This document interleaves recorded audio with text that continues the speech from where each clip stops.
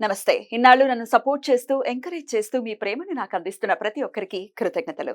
అలాగే ఈ వీడియో కూడా ఖచ్చితంగా మీకు ఉపయోగపడుతుంది. లైక్, షేర్ అండ్ సబ్స్క్రైబ్ చేసి మీ సపోర్ట్‌ని నాకు అందించండి. అలాగే ఈ వీడియో పట్ల మీకున్న అభిప్రాయాన్ని కామెంట్ సెక్షన్‌లో కామెంట్ చేసి తెలియజేయండి. ఇప్పుడు వీడియోని చూద్దాం. నమస్తే. Welcome to our channel. నేను పద్మిని. ప్రస్తుతం మనతో పాటు ప్రముఖ ఆధ్యాత్మికవేత్త, వాస్తు జ్యోతిష పండితులు, న్యూమరాలజిస్ట్ శేషగిరిరావు గారు ఉన్నారు. మాట్లాడదాం. సార్ నమస్తే నమస్తే సార్. అమ్మా. ఈ ఆదివారం ఏకాదశి వస్తోంది. వైశాఖ బహుళపక్ష ఏకాదశి, అపర ఏకాదశి అని పిలుస్తారు. అలాగే చాలా విశేషంగా భద్రకాళి జయంతి కూడా ఆ రోజు జరుపుకునేటటువంటి విధానం మనందరికీ పరిచయమే. అయితే కొంతమందికి తెలియకపోవచ్చు.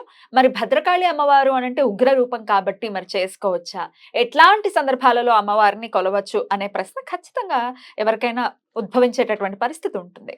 సో చెప్పండి సార్, ఎలా వినియోగించుకోవచ్చు ఆ రోజుని? తప్పకుండా. ఎందుకంటే భద్రకాళి అనేది మనకి మామూలుగా చెప్పాలంటే ప్రాథమికంగా ఎప్పుడైనా సరే ఆ వెనకాల ఉండే దేవత ఎవరైతే ఉంటారో ఆమె పార్వతీదేవి. సో, ఆవిడ కరుణామూర్తి. అవును. సో, ఇక్కడ మనకేంటంటే అక్కడ ఉగ్రంగానా ఏది అనేది మన మన భావనలు బట్టి ఉంటుంది తప్ప, ఆమె ఎప్పుడు కూడా మనం ఎలా చూస్తే అలాగే హ్మ్. చూడటం అనేది ఉంటుంది. సో, హ్మ్. అలా ఇక్కడ భద్రకాళి అనేది ఏంటంటే హ్మ్. ఆమె హ్మ్. యొక్క విశిష్టత అనేది ఇక్కడ మనకి వైశాఖ హ్మ్. బహుళ హ్మ్. ఏకాదశి హ్మ్. నాడు ఆమెని ఆరాధించడం లేదా ఆవిర్భవించిన దినంగా చెప్పుకోవటం అనేది ఖచ్చితంగా. ఉంటుంది. సో, మనకి వచ్చేప్పటికి ఏంటంటే ఇటు ఆంధ్రప్రదేశ్‌లో కొద్దిగా వరంగల్‌లో ఆవిడ యొక్క టెంపుల్ ఆలయం అనేది ఉంది. బాగా హ్మ్. పేరు. హ్మ్. ఇంకా మామూలుగా అయితే బాగా కేరళలో ఎక్కువగా ఆరాధించడం అనేది ఎక్కువగా హ్మ్. ఉంటుంది. తర్వాత కొంతవరకు తమిళనాడులో కూడా హ్మ్. ఉండటం అనేది ఉంటుంది. కానీ నిజానికి ఏంటంటే మనకి అంటే ఇప్పుడు ఈ తెలుగు రాష్ట్రాలు ఏవైతే ఉంటాయో వాళ్ళు జనరల్‌గా ఎప్పటినుంచి ఉండే దేవతలు ఎవరైతే ఉంటారో వాళ్ళ ఆరాధనలో ఎక్కువ వీళ్ళు ఆ! ఉండటం అనేది ఉంటుంది. ఎందుకంటే సాత్విక రూపాలనే ఎక్కువగా ఆరాధన మొదటి నుంచి చేస్తుంటారు. వాళ్ళకి పరిచయం ఉన్నది కూడా ఎక్కువ అవే అవును. ఉంటాయి. అవును. కానీ మనకేంటంటే ఇవాళ కొద్దిగా అడ్వాన్స్‌డ్‌గా గనక వెళ్తే గనక ఈళ్ళు ఇలాంటి విద్యలు పట్టుకుంటే గనక మన యొక్క సమస్యల నుంచి ఇంకొద్దిగా తొందరగా బయటపడడానికి కూడా కానీ ఉంటుంది. మనల్నేం హార్మ్ చేయదా?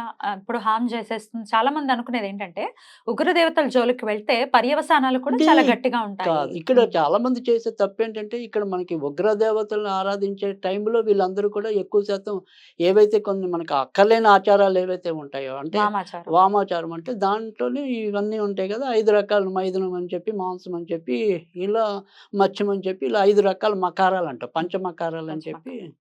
వాటిని ఆరాధించడం. ఆ ఆరాధించే విధానంలో హెచ్చుతగ్గులు ఉన్నప్పుడు ముఖ్యంగా అది ఏదైనా సరే ఒక మాంసాన్ని నివేదన చేసినప్పుడు గానీ, మైథునం ద్వారా ఆరాధించడం అనేది ఏదైతే ఉంటుందో, దాని ద్వారా వీళ్ళందరూ ఇబ్బందులు తెచ్చుకున్నారే తప్ప, మామూలుగా వేరే పద్ధతుల్లో వెళ్ళుంటే గనక వీళ్ళు ఇబ్బందులు తెచ్చుకునేవాళ్ళు కాదు.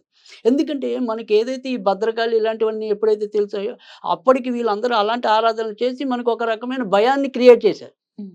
అంటే వాళ్ళు కొద్దిగా తెలిసి తెలియని పద్ధతుల్లో వెళ్ళి అది పూర్తిగా పరిపూర్ణంగా తెలిసి మరి అదే రకంగా మరి ఎక్కువ ఉపయోగించుకున్నదైతే గనక నాకు తెలిసినంత వరకు రామకృష్ణ పరమహంస.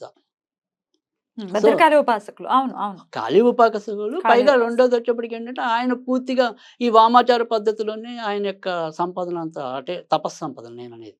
యాహ్! సో, అది అంతా కూడా అంటే అంతకుముందు మనకి పూర్వాశ్రమంలో ఆయన గదాధరుడు. హ్మ్. సో, ఈ గదాధరుడు ఒక ఆమె రూపం ద్వారానే వీళ్ళిద్దరూ చేసిన దీంట్లో ఈయన ఎక్కువ తపశ్శక్తిని సంపాదించడం అనేది. సో, అవన్నీ తెలిసి తెలియని పద్ధతులు ఆరాధించడం అనేది ఫస్ట్ తప్పు. ఫండమెంటల్‌గా తప్పది. హ్మ్. సో, మనకి ఏది పద్ధతొచ్చు మనకి అంటే మనం ఎప్పుడైనా సరే మన దగ్గర ఏమీ లేదు. మన ఇంట్లో ఏమీ కూడా పెట్టడానికి లేవనుకోండి. చిన్న మనం ఏమంటాం పటిక బెల్లం పెట్టినా కూడా ఆమె సంతోషించట్లేదా? హ్మ్. అవును. సంతృప్తి చెందట్లేదా? హ్మ్. సో, ఆ రకమైన భావన అనేది ముందు మనకి రావాలి. అంటే మనలో ఉండే ముందు ఆ మానసిక భయం తొలగిపోవాలి. రైట్. ఆ మానసిక భయం తొలగిపోతే గనక ఖచ్చితంగా భద్రకాళి కాదు గానీ, ఏ కాలైనా, అపరకాలైనా సరే హ్మ్. మన ముందు అనుగ్రహ ప్రదాతే ఆవిడ. సో, అద్భుతం. మరి ఎలా ఆరాధన చేయమంటారు? ఏకాదశి తిథితో కూడినటువంటి రోజు కాబట్టి, అందులో ఆదివారం కాబట్టి ఎలా ఆరాధన రైట్. చేసుకోవచ్చు? ఎలాంటి సమస్యలను అధిగమించడం సో, కోసం? ఇక్కడ భద్రకాళి అనేది వచ్చేప్పటికేంటంటే, నేను ముఖ్యంగా చెప్పేదేంటంటే, నరఘోష అనేది ఎక్కువ మంది బాధపడేది. ఇప్పుడు సో, అందరూ చాలా సో, మంది అలాగే బాధపడుతున్నారు. మనం చిన్నప్పటి నుంచి కూడా ఏదైనా సరే ఒక దిష్టి తీయటం గానీ, ఇలాంటివి ఏదైనా ఉంటే ఎక్కువ ఆదివారం, గురువారమే ఎక్కువ హ్మ్. అవలంబించడం అనేది హ్మ్. ఉంటుంది. హ్మ్. సో, మనకు అనుకోకుండా మనకేంటంటే, ఈసారి ఈ భద్రకాళి ఏదైతే ఉందో అది ఆదివారం నాడు వచ్చింది. తర్వాత మళ్ళీ అక్కడికొచ్చేప్పటికి ఏకాదశి అనేది అంటే అది ఎలాగో ఏకాదశి నాడే వస్తుంది. కానీ ఆదివారం నాడు ఏంటంటే సూర్యనారాయణమూర్తి అనేది గదా!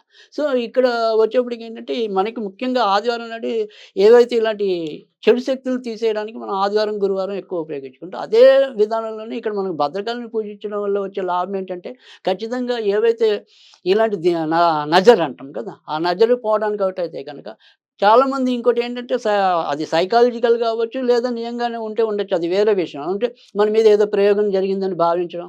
సో, పలానా వాళ్ళు చేశారు కాబట్టి మేము ఇలా అడుగంటిపోయాం అనుకోవటం గాని, ఇలాంటి ఆక్రోశాలు ఏవైతే ఉన్నాయో, లేదా అనుమానాలు ఏవైతే ఉన్నాయో, సో, వాటిని ఖచ్చితంగా పారదోలేదైతే గనక భద్రకాళి. అద్భుతం. అయితే సో చాలా అద్భుతమైనటువంటి రోజు కాబట్టి, ఇట్లాంటి సమస్యలతోనే చాలా మంది బాధపడుతున్నారు కాబట్టి, రైట్. మరి ఏం చేయమంటారు ఆ సో, రోజు? కనుక ఖచ్చితంగా ఇక్కడ భద్రకాళి దేవత ఫోటో పెట్టుకోవాలని నేనెప్పుడు చెప్పను. ఒకవేళ ఇంట్రెస్ట్ ఉంటే పెట్టుకోవచ్చు. అది వేరే విషయం.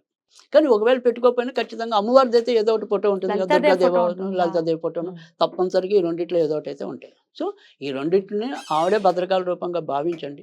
భావించి చేయవలసిందేంటంటే, ఓం భం భద్రకాళ్యై నమః. ఓం భం భద్రకాళ్యై భద్రకాళియై నమః. నమః. సో, ఇది చదవాలి. లేదు మనం ఒక మంత్రం వద్దనుకుంటే గనక ఆమె యొక్క గాయత్రి ఏదైతే ఉందో అది అంటే భద్రకాళ్యై చ విద్మహే సర్వశక్త్యై చ ధీమహి తన్నో దేవి ప్రచోదయాత్. లేదా భద్రకాళ్యై చ విద్మహే తర్వాత సిద్ధశక్త్యై అలా అన్నా పర్వాలేదు. సిద్ధశక్త్యై చ ధీమహి తన్నో దేవి ప్రచోదయాత్. ఇది తేలిగ్గా గాయత్రి అంటే ఎవరైనా చేసుకోవచ్చు. అదేమి మన బీజాక్షరంతో కూడింది కాదు కాబట్టి భయపడాల్సిన అవసరం కూడా లేదు. కానీ కొద్దిగా ఏదైనా సరే ఈ సాధన ఇలాంటి అలవాటు ఉన్నవాళ్ళు గానీ, లేదా మంత్రాలతో కొంతవరకు పరిచయం ఉన్నవాళ్ళైతే గనుక నిరభ్యంతరంగా ఓం భం భద్రకాళ్యై నమః అనేది చదువుకోవచ్చు. అలా చదువుకొని ఏం చేయాలంటే ఇది ఎన్ని సార్లు చదవాలి అంటే ఖచ్చితంగా 108 సార్లు చదవాలి. సో, గాయత్రి మంత్రం అయితే గనక 54 సార్లు, అర్ధమాల సార్లు చదవాలి. చదివాక ఏం చేయాలి అంటే గనక కొద్దిగా పెరుగన్నము, హ్మ్. దాంతో పాటు కొద్దిగా మినుములు వెయ్యాలి. హ్మ్. ఈ మినుములంటే చాయ్ మినపప్పు కాదు. హ్మ్. పొట్టు మినపప్పు గుళ్ళైనా పర్వాలా, లేదా సగం సగం బద్దల్లా ఉంటాయి కదా! సో, ఆ పొట్టు మినపప్పు గాని, ఇది కొద్దిగా జస్ట్ ఒక చెంచాలా వేసి, ఆ పెరుగులో కలిపేసి దాన్ని నివేదన చేసి, ఇలా ఏవైతే మనకి ఈ దుష్ట శక్తులు ఉన్నాయనుకుంటే దుష్ట శక్తులు పారదోలాలని, లేదా మనకిందాక చెప్పుకున్నట్టు ఏదైనా నజరుంటే నజరు పోవాలని, ఆ రకంగా పెట్టుకొని అది పెరుగన్నం పెట్టాలి. ఈ పెరుగన్నాన్ని ఏం చేయాలంటే గనక మనం తినకూడదు. హ్మ్. ఓహ్! తినకూడదు. హ్మ్. సో, దీన్ని ఏదైనా సరే నల్ల కుక్కలు దొరికితే ఇంకా విశేషం. హ్మ్. ఒకవేళ నల్ల కుక్కలు కాకపోతే కుక్కలకు పెట్టాలి. కానీ ఇవాళ కొన్ని సందర్భాల్లో నేను చూసినంత వరకేంటంటే కుక్కలు కూడా తెలివి మీరిపోయాయి. అవి అన్నాలు తింటలే ఎక్కువ. సో, ఒకవేళ అలాంటి సందర్భాలే గనక వస్తే గనక అది జాగ్రత్తగా అన్నం ఎవరు తొక్కకుండా ఏదైనా సరే చెట్ల దగ్గర వాటి దగ్గర పక్కగా పారేస్తే చాలు. రైట్. సో, ఇదొక్కటి చేయండి. ఖచ్చితంగా వారికుండే ఇబ్బందులు ఏవైతే ఉంటాయి ఈ రకంగా. హ్మ్.